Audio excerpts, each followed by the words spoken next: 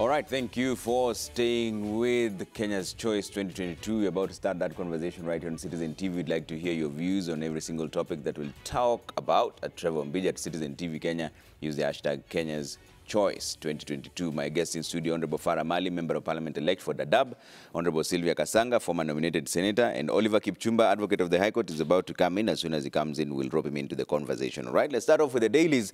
Look at the Daily Nation here. There's a smoking gun in Raila's petition and the Standard inside Raila's evidence. But before we even get to that, Honorable Farah, I'll start with you. Thank you for making time.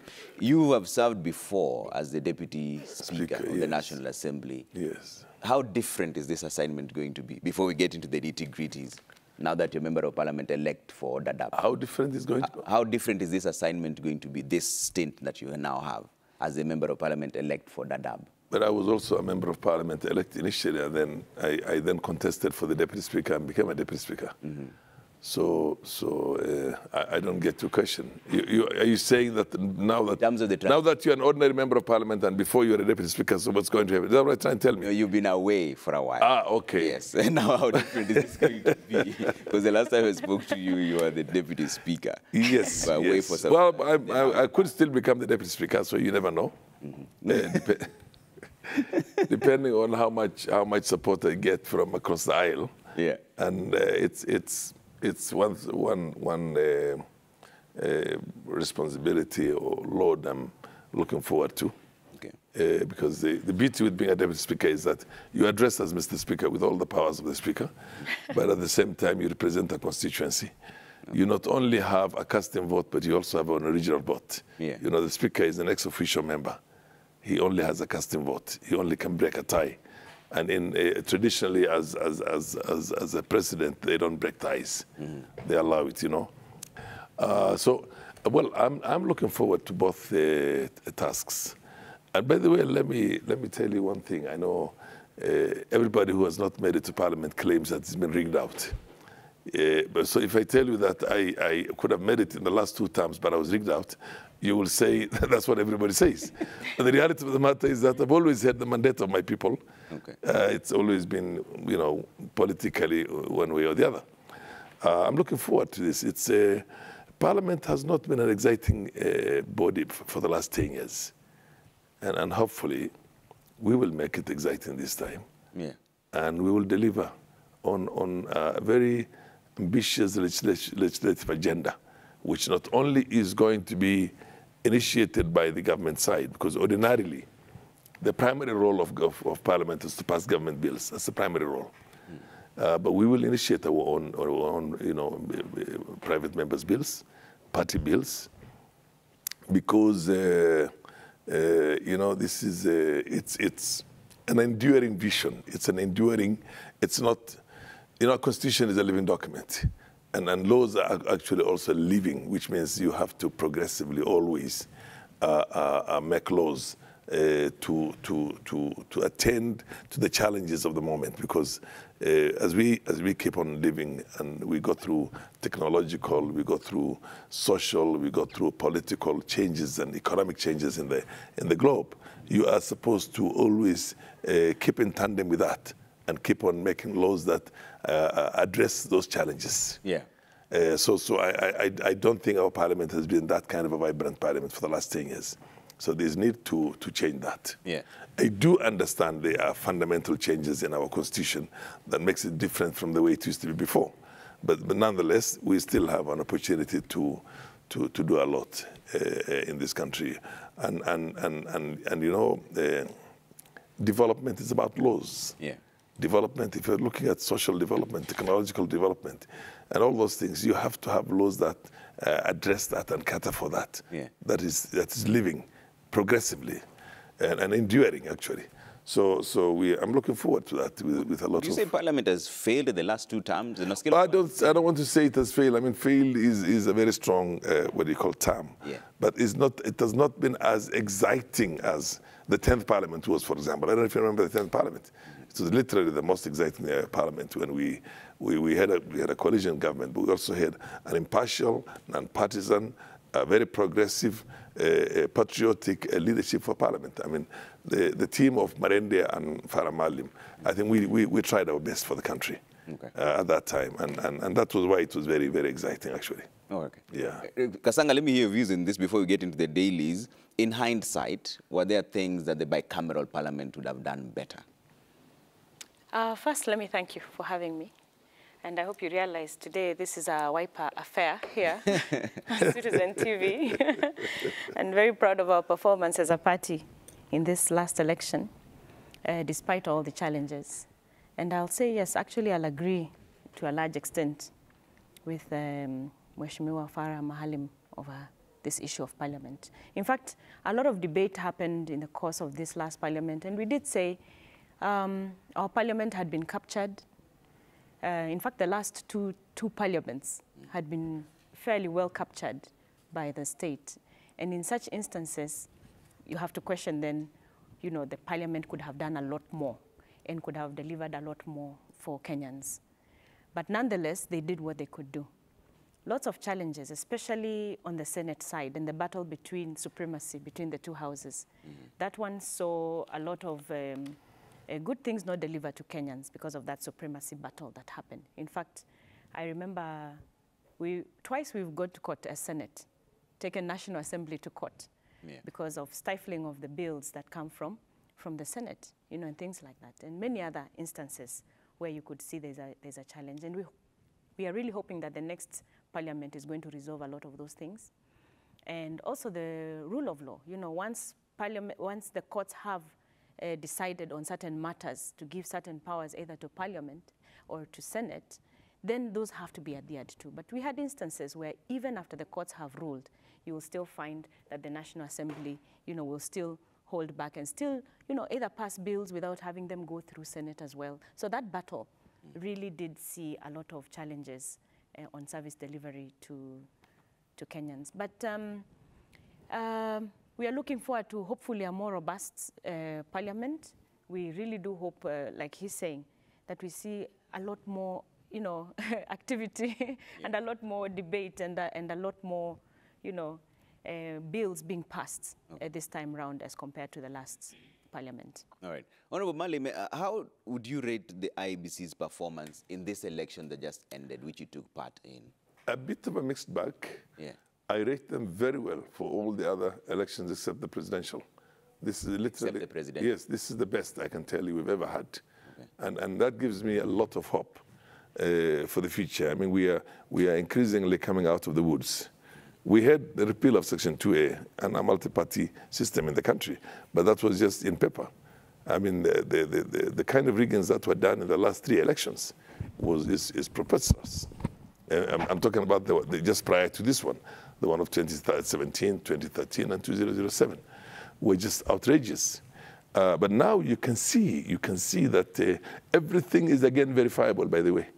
Everything is verifiable. All we need to do is to go back to the KIMS, go back to the ballots, go back to the tallings, and you will see what everybody got. Even if you try to stuff, you cannot stuff the KIMS. You understand my point? Yeah. You can't stuff the KIMS. And in my constituency, they were not even accepting the manual. If you miss you can't get the fingerprints, that was the end of it. People are not voting. Yeah. And that basically meant that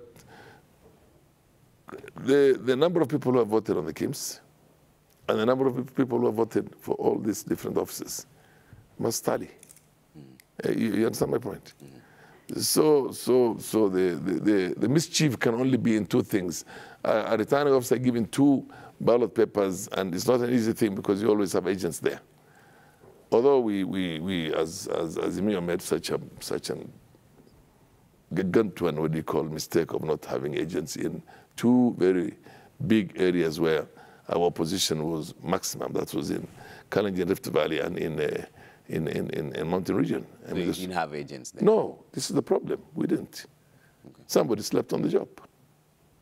Somebody seriously slept on the job. Okay.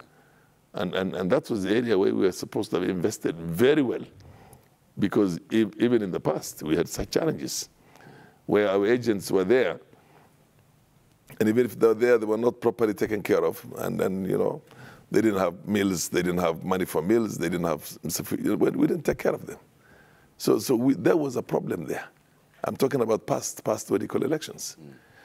Personally, I was telling people last night, I invested heavy in the agents. I had 2 agents for every polling station. I paid each one of them a handsome amount of money to take care of them for that, so they cannot be bought. And I made sure that there's food. Okay, I'm just dealing with 102 polling stations, which is a very small number, I mean, compared to 46,000 all over the country. But I think we could have done the same also for the 46,000 times 2, almost 93,000 agents, and taking good care of them. Yeah, just to give a general picture to the public, when you say somebody slept on the job, who does the buck stop with, and how expensive is that agent affair? Because Sakaja was here yesterday and he said he spent 15 million. On agents. Yes. And that's why he protected his votes. It's important. I spent over 2 million myself. And Sakaja, I can assume, I don't know how many polling stations are there in Nairobi. There must be about 1,000 or plus. How many people voted? No, there are more than, what, 2,000? 2,000, yeah. Polling stations. In my case, only 102. And if you upscale that by 10 times, that you still come to about 20 million. And this is probably not 10 times more, but 100 times more. You know what I mean? So who slept on the job on the Azimio side? We have been rigged out. I firmly believe that Raila won this election, but we also failed as a coalition in protecting our votes in those 2 places. We did not have agents who are well taken care of. Okay. Now that gave an opportunity for people to do the things they did, the hanky-panky business. Yeah. If your agent is hungry, he will just be given 2,000 citizens to go and look for a meal. And while he's away, you change the tally, you do whatever you want to do. But those will all be argued out in the Supreme Court. Yeah. And if the Supreme Court, what they call orders for a recount and verification, you know, the claims against all that, they will be found. So you can steal, but you can run, but you can hide, and you can do whatever you want. Yeah. But at the end of the day, you will be flushed out. You'll be smoked out. Okay. So whatever that's happened, this court is going to do a good job. And if this court does a fantastic job right now of declaring the winner as the winner and the loser as the loser, then we have a country for posterity that we'll always be proud of. Okay, we'll get into a bit of nitty-gritties of that, of course, avoiding the sub judice end of it. But Kasanga, is that where the ball was dropped, in your view, in hindsight, that the agents weren't there? You know, notwithstanding the challenges that we might have had in the course of the electioneering day, you know, the fact does remain that even as Kenyans, we need to really question ourselves around these things. You know, why should there be a tampering of the election? You know, why are we playing around with our democracy and therefore the future of our country? You know, for me, that's where it stops, and I associate myself with the sentiments of the Right Honorable Raila. After presenting the petition, he did say, we are seeing an attack on our democracy. Okay. We are seeing a very orchestrated, you know, interference with outcomes of our election, you know, from election to another election consecutively. Yeah. And that is of great concern. And that is what we really need to question ourselves as Kenyans. And as you have seen, also the voter turnout has been, you know, dropping consecutively, because Kenyans are increasingly losing faith in the electioneering, you know, process and procedure, and it's losing meaning. And this is what we need to be fighting. Yeah. And whereas I think the last time I was here, before the election day, you know, we had lauded the IEBC for, you know, seemingly being transparent in the manner in which they were doing their preparations. And they seem to have been ticking all the right boxes.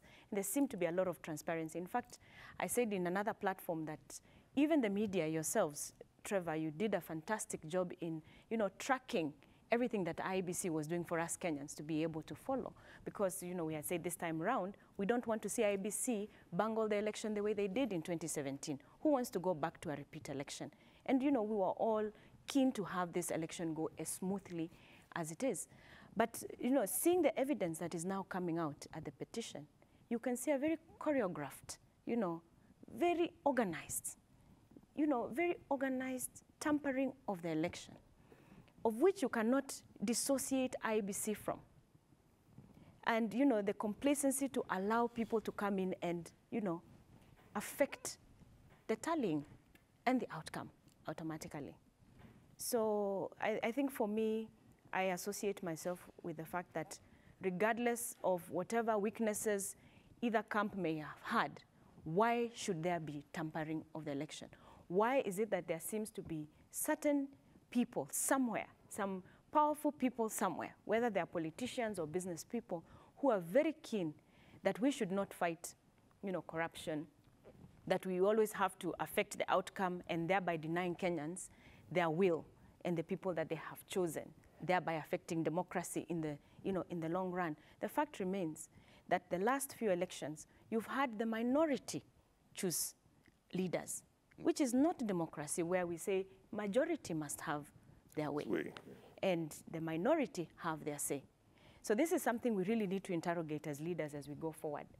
And, it's also disconcerting when you see, one side of the political camp trying to buy off another side and get majority numbers. This is the sort of thing we don't want to see as we go into, as the next parliament, begins to form. We want to see a robust parliament. We want to see, each camp stay where you are. Let us monitor you. Let us see how you're going to deliver to Kenyans and see how the promises will be delivered and that sort of a thing. So I think that's my take. All right. Let me take a quick break here on Kenya's Choice 2022. When you come back, we talk about the issues that we're seeing on the front page of the Daily Nation and that of the Standard as well, the smoking gun inside Raila's evidence and how we plotted Uhuru's downfall. We'll also touch on the issue of the members of parliament shifting allegiance now in just a bit. All right? Keep your views coming at Trevor Mbija, Citizen TV Kenya. Use the hashtag Kenya's Choice 2022. See you in just a bit.